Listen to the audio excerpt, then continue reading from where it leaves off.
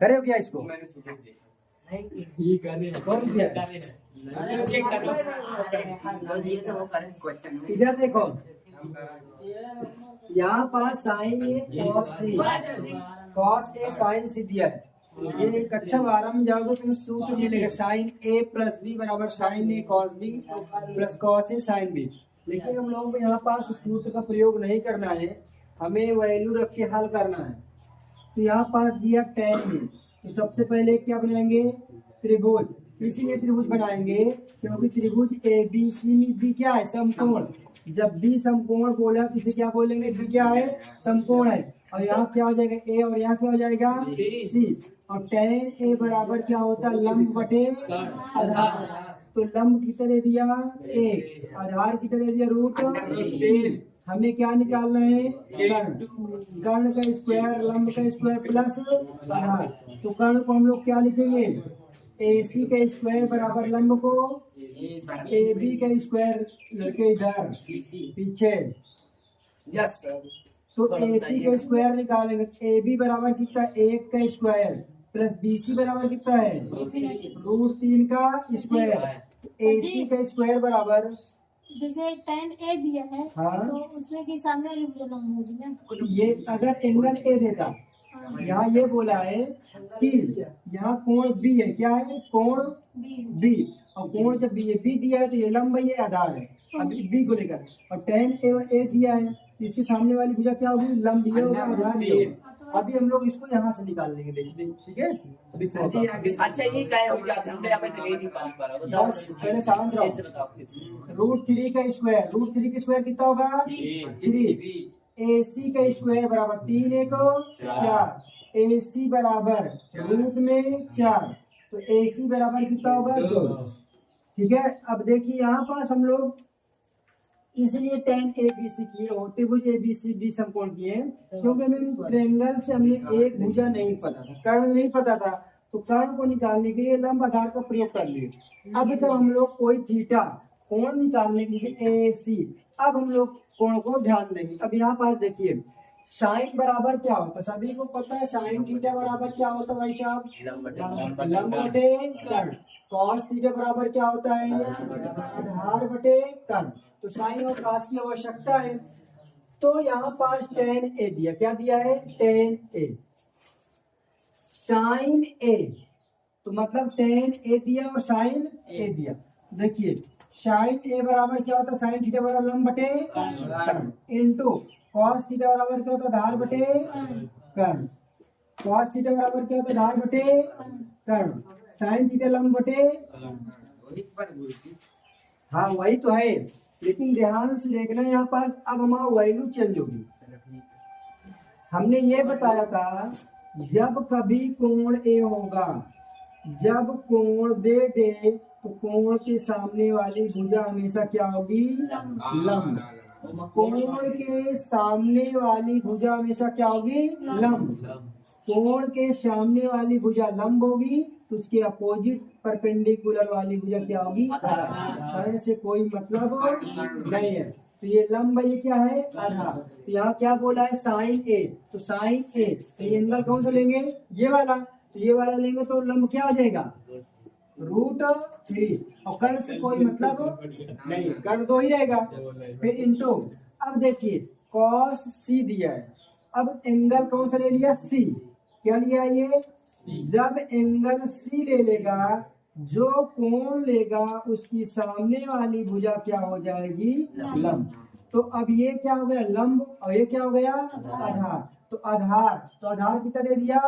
√3। क्या दे दिया? √3। और कर्ण कितना होगा? 2। फिर देखिए cos A, अब cos A दिया तो एंगल कौन सा दिया है? A, तो लंब कौन होगा? √3। आधार कौन होगा? 1। तो आधार कितना है? 1 बटे √2। कर्ण का मान कितना है? 2। और फिर देखो साइन C, क्या दिया है? C। कौन कौन सा दिया है? C। तो लंब कौन होगा? 1। तो लंब कितना है? 1। √3 को √3 गुणा करेंगे कितना हो जाएगा? 3। ये गुणा होता है, पॉइंट का मतलब गुणा, ठीक है?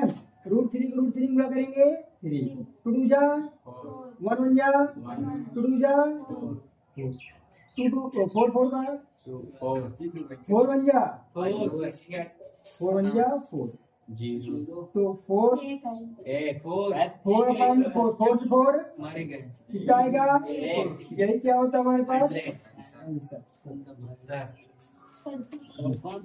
हाँ बोलो मजाक नहीं करो जो अगर थोड़ा सा इधर उधर भटका पक्का हट जाएगा दिमाग से।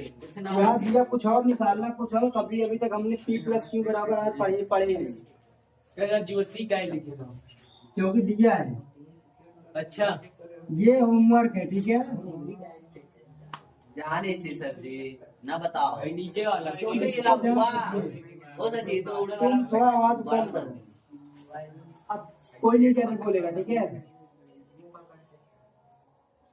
ठीक है देखो छोटा क्वेश्चन ज्यादा कठिन नहीं है दुनिया के सबसे क्वेश्चन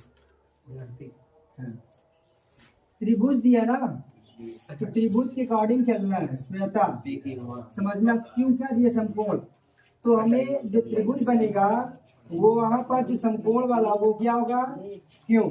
बाकी हम लोग चाहे तो तुम पी यहाँ रख दो चाहे क्यू यहाँ चाहे पी यहाँ रख दो चाहे पी पी क्यू आर है ठीक है पी क्यू आर ठीक है पी क्यू आर और चाहे तो यहाँ पी रख दो यहाँ समझ आया नहीं है। एंगल हमारा क्यू क्या होगा समकोण। अब यहाँ बोला है कि P R plus Q R बराबर 25 सेंटीमीटर है। P R plus Q are इस वाली भुजा को जोड़ा है और इस वाली भुजा को जोड़ा है तो कितना आया है 25 और पी क्यू बराबर कितना दिया है 5। हमें केवल ये भुजा पता है लेकिन न तो ये पता न तो ये पता इन दोनों को जोड़ के कितना दे दिया 25।